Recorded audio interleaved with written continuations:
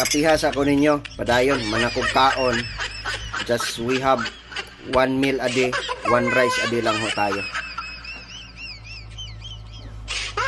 Tapos na ho tayong pumunta doon sa newly installed radio operator. Gagayad natin kung ano po yung dapat gagawin, ano po yung hindi dapat gagawin.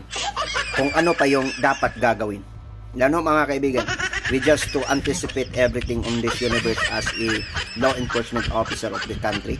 The most very stressful, the most very painful, emotional painful designations and tasking in every aspect of the enforcement is the radio operator.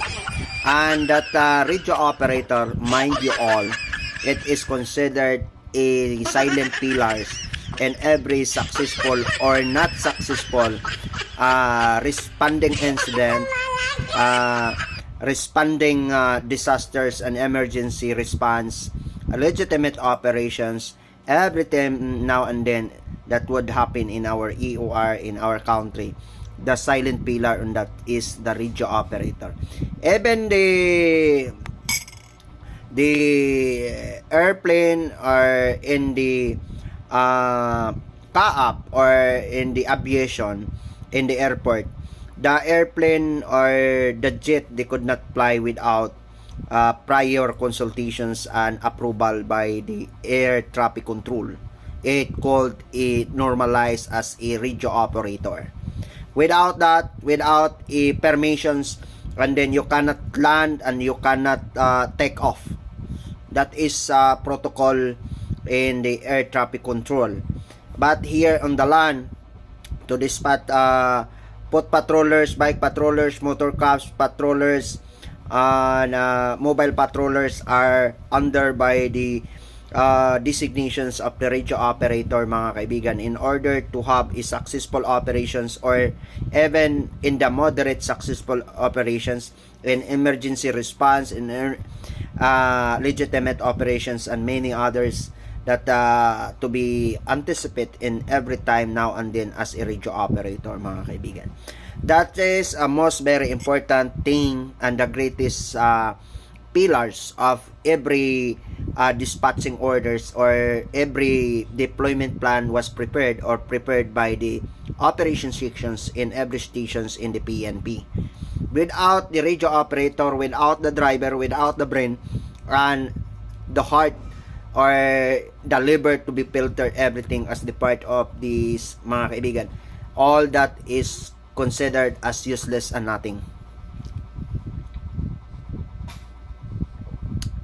And second, we have a topic, or the topic considered right now, it is called about the questions, the legality. It is all about the cyber crime that they are allowing or they are questioning.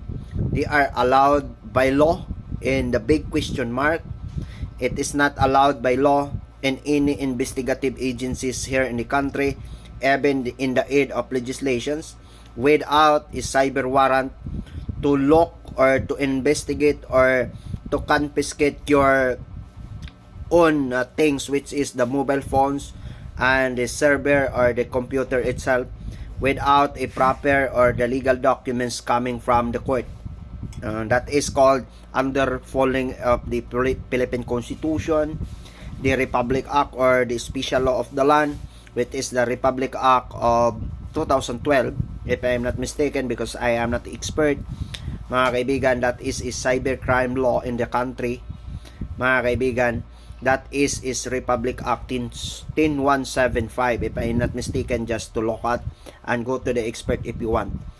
I have only to reiterating is small knowledge, a little bit of knowledge, because I am not investigator, because I am not expert. I am not expert because I am not a lawyer. I am not expert because I am not expert, mga kaibigan. That is the biggest thing. That is a most very important thing or to be in our heart. That every legality, that cybercrime warrant, that is illegal documents issued by the court that authorizing or allowing a person's, which is a law enforcement officer, allowing law enforcement entity or agencies in any investigative agency or the investigator to access our account. It is called a cyber crime warrant, mga kaibigan. So that's why under of this Republic Act, there is a classifications that I mentioned. No, mga kaibigan, there is a warrant to disclose data, to intercept data, and to seize and search. That I have a video on that, mga kaibigan. So what are those common crimes that would be undergo for this online surveillance or confiscations of everything that I have enumerated in our previous video. So thank you so much.